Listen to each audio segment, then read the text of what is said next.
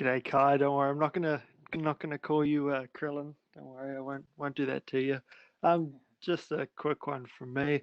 Obviously, it's your first fight on a UFC main card in a pay-per-view. I guess this what your fifth or sixth fight with the UFC now. Just being in this position, what do you think that says of what the UFC see in you? Yeah, it's definitely a privilege, and there's a lot of spotlight on me. I know there's been bigger flyweight fights, title contention fights that have been on the prelims. So it's definitely um,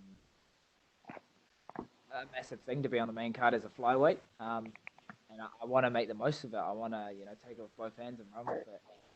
I know there's going to be a lot of spotlight, especially having two title fights on this card, and this is probably one of the biggest sporting events in New Zealand this year. Blacks are inactive right now, and rugby is international like it usually is. So everyone's tuning into this fight.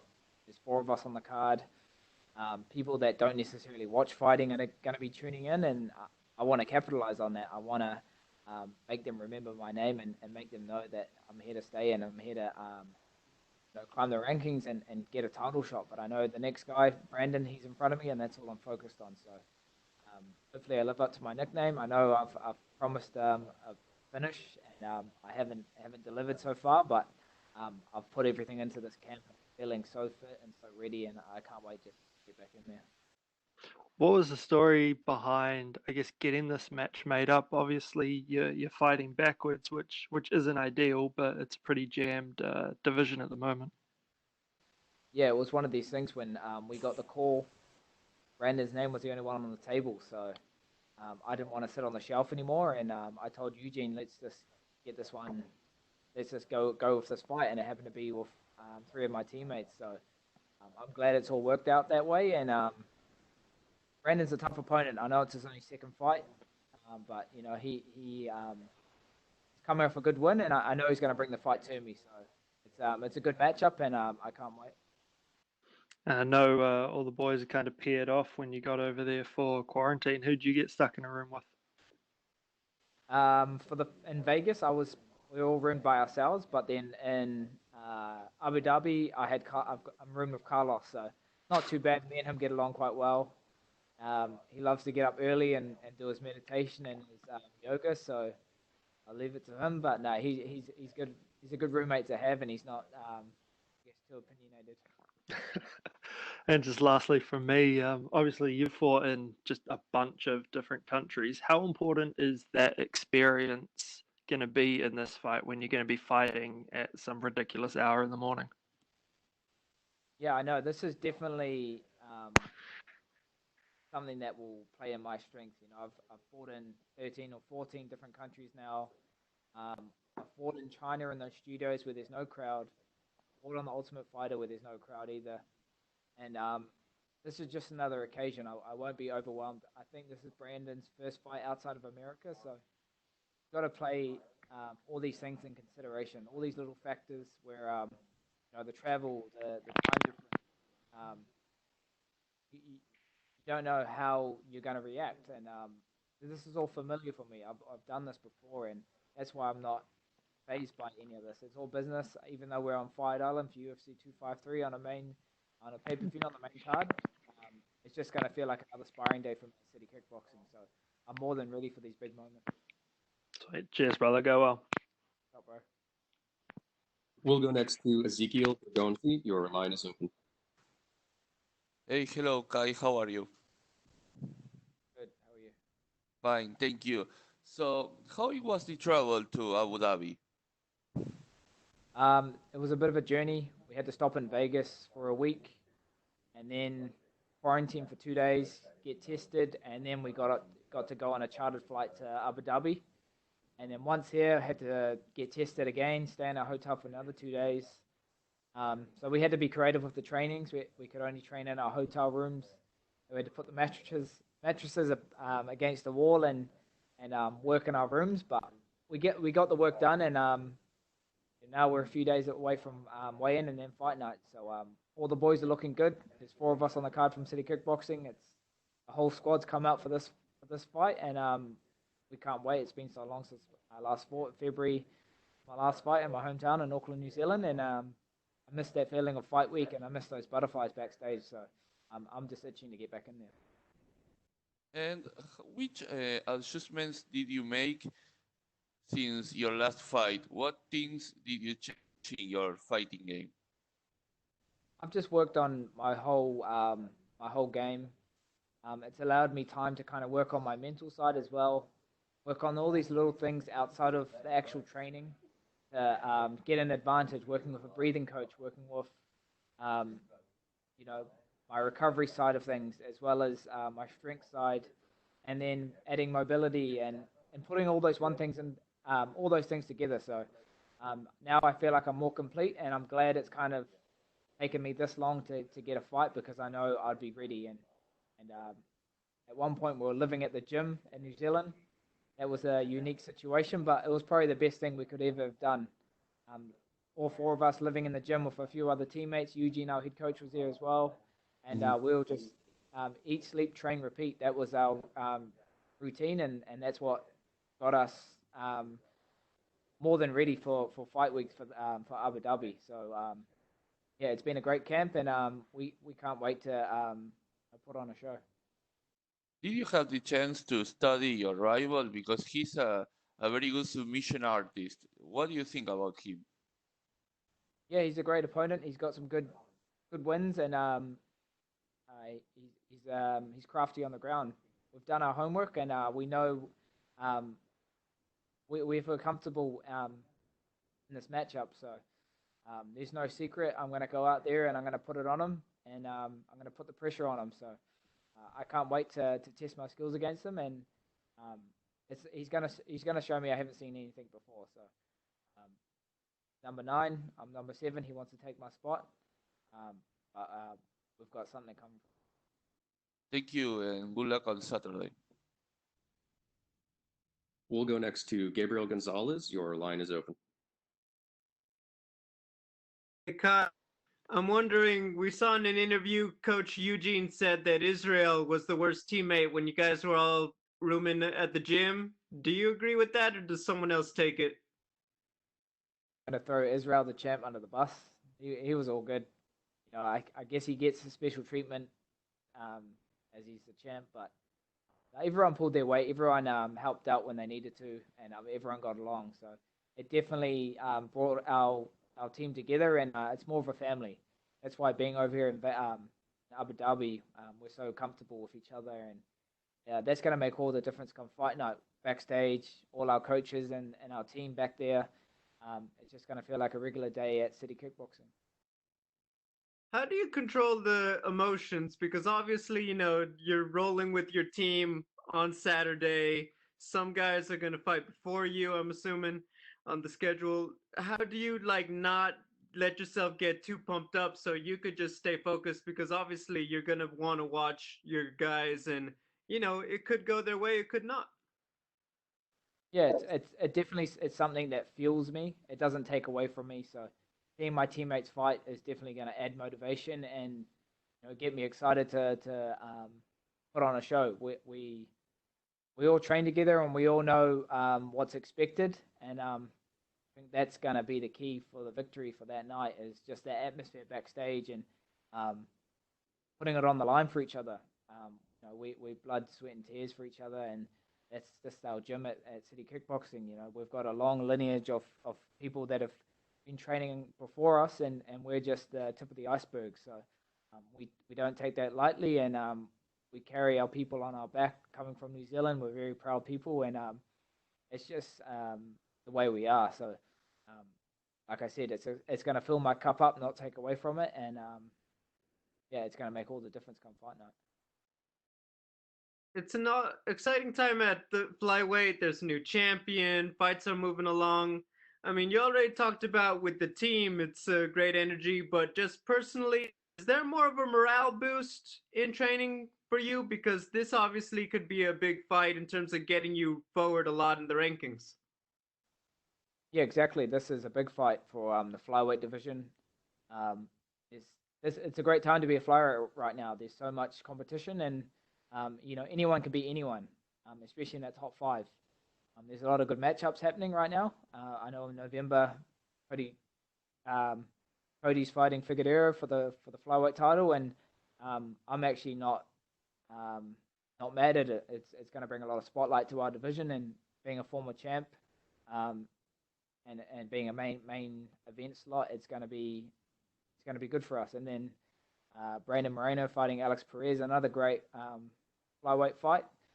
I'll happily fight any of those guys, and I just got to focus on Brandon and get through him first, and then one of those matchups will be there. So it's a great time to be a flyweight because there's so many good matchups happening. And come Saturday night, me and Brandon will show that we're a fun weight class to watch, and we're on the main card, and we're going to capitalize on it. And I'm going to live up to my nickname, Don't Blink, and put Brandon away. Final question from me. Who do you have winning the fight between Cody and Figurator? I see Figurator putting his hands on Cody and knocking him out. Like from the past, it's showing that, guys that are dropping down a weight class, they don't take the same shots as they could. He was chinny at bantamweight, and dropping down the flyweight is not going to be a good thing for his body. You don't know how your body's going to react. Me fighting at bantamweight and early on in my career, and fighting at flyweight, I can tell you now, I can't take those same shots that I could at bantamweight. So it's his first time making flyweight. He's got to make weight first, but I can see it going Figueroa by knockout, like TJ did. Like Henry did to TJ when he dropped down. It's going to be a tough night. I would love to take that fight after him. Thanks, Kai. Good luck. Thank you. We'll go next to Alistair Bishop. Your line is open. Hi, how are you, sir? How are you? Good, thank you. I know a lot's been said about you guys bunking up together in the gym, and Izzy has been thrown under the bus for being a quite unruly housemate. How difficult was it? I mean, obviously you're training together, getting ready for a big fight camp in a really enclosed space. Was there times where you guys had to deal with some bad tempers or anything like that? It wasn't as bad as it seems. We're grown men. We know what's expected of us, and it was probably one of the best things we ever did. Was just train together and live under the same roof. So everyone kind of held their weight, and even if you didn't like someone, you got along with them. So people are dieting and getting hangry. I'm guilty of it. I don't like people's opinions of what I'm eating. Mate, did I ask? That's when you just put on your headphones, take the sound off. They don't know that you're not listening to people. That's another tip that I learned how to do. But yeah, it was actually a good thing that we all lived under one roof. We had all these little rules. Every day would have a new rule, and if you broke it, you'd have 10 punishments, burpees or 10 push-ups. It didn't matter where you were. You had to drop down and do it. So one was using first names, or you couldn't say their first name, or you had to say a nickname, or stuff like that. So it kept you on your toes, and that's what kind of brought us closer together. Awesome, man. How would you describe your team vibe at the moment? Obviously, the crew that's been in the gym getting ready to fight, there's 4 of you on the card. How would you describe that vibe, having to go through that and now finally be in Abu Dhabi getting ready to fight? Our gym breeds champions. It's in our blood, and it's in the results that we've been doing, and it comes from these fight camps that we do. Eugene and our other coaches, they put everything into it. It's like a two-way street. You've got to give effort to give it. So, yeah, that's why the gym's been doing so well, because of the atmosphere Eugene's created and just the mindset behind them. It's a collective input. It's not just one person. They all have a say, and they all bounce off each other, and it makes for just an awesome camp, and that's why we're one of the best in the world. So I'm privileged to be part of the team, and come Saturday night, you'll see all the hard work that we're putting in. your mindset at the moment, being on the main card on a massive event with your teammates at the top of the card, is there any extra pressure amongst teammates that are fighting to kind of build the momentum early on, like get the win and get the team morale up, or is it kind of each man for himself? Well, we've all been in this situation before. We've all fought on the same cards before. So when we go into battle, we all leave it all out there. And that's all I could ask for my teammates, and that's all they could ask for me, This is what we do. We live for these moments, and we're prepared for these big pressure fights. So we're more than ready to come Saturday. We were ready a few weeks ago. I know the boys are going to go out there and get the wins and do what they got to do, and I'm going to do the same. So that's why I can't wait. I'm excited for everyone's fights, and I'm excited to show all this hard work that I've been putting into the gym. 7 months since I last fought. Had a bit of time to kind of work on my craft. That's why I've said the camp and living in the gym is definitely where we need to be. And that's why I didn't want to take a fight too early. Pandemic, everything was so unstable that I didn't know how logistically I'd have a proper camp. But this time, we've done the 10 weeks. We've done all the work, and now throughout your career, you've had wins and losses, obviously great amount of wins, but every time you've had a loss, you seem to have gone on a tear, which obviously always shows to your development as a mixed martial artist. You lost one and won one recently in the last two. Do you predict for yourself another good run here, a good win streak all the way to the title? Exactly.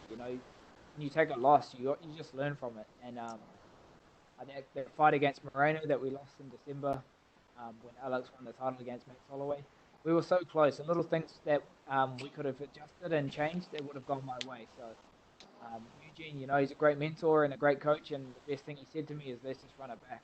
You're right there. Just need to change a few things, and that's what we did. And look what happened. We got the win in UFC Auckland in my hometown. So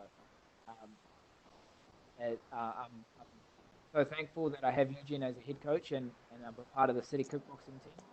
And that's just what we do. We don't dwell on losses. We just pick ourselves back up and we move forward. So it creates momentum and it builds character. And I'm glad I took those losses early on in my career before the UFC, because they're blessings in disguise. It helps you adapt, it helps you learn, and it makes you really dig deep and figure out ways to right those wrongs. And that's what we've done. Last one for me, Kai. You mentioned Eugene, your head coach, a couple of times. What does a guy like Eugene Berman mean to you? He's a father figure for everyone at the gym, as well as a mentor and a good friend. I would definitely not be in the UFC right now if I wasn't under Eugene. I was in Thailand, living there 4 years. Back in 2016, it was after the Ultimate Fighter. I came off a loss, and first thing I said to Eugene, I said, what do I have to do to get back into the UFC? He said, just turn up to training and I have to take care of myself. So, 4 years later, 2020, ranked number 7 in the world, 4-1 in the UFC, about to fight on the main card for a massive pay-per-view. So all the stars have kind of aligned, but the hard work's been put in, and all led by Eugene. So it's great to be here, but it's all business time. We're going to go 4 from 4 and bring the wins back to New Zealand. Fantastic. Thank you, sir. Best of luck. Thank you. We'll go next to Martina Silok. Yeah, hi, hello. Hi, sir, how are you? How are you? Sir, I have just two questions. First of all, you have 5 fights in UFC, 1 lost, and you're now number 7 in rankings. How many fights do you have to win, in your opinion, to get a title shot? All right in front of me. I'm only a few fights away. But I have to just focus on what I can and control what I can, and that's Brandon, and that's the person right in front of me. So that's all I'm focused on at the moment. and then once we get past Saturday, we'll look at who's the next guy. But I can definitely see myself fighting for the title in 2020. And the last one, do you feel like your division is still endangered and might be closed? No, definitely not.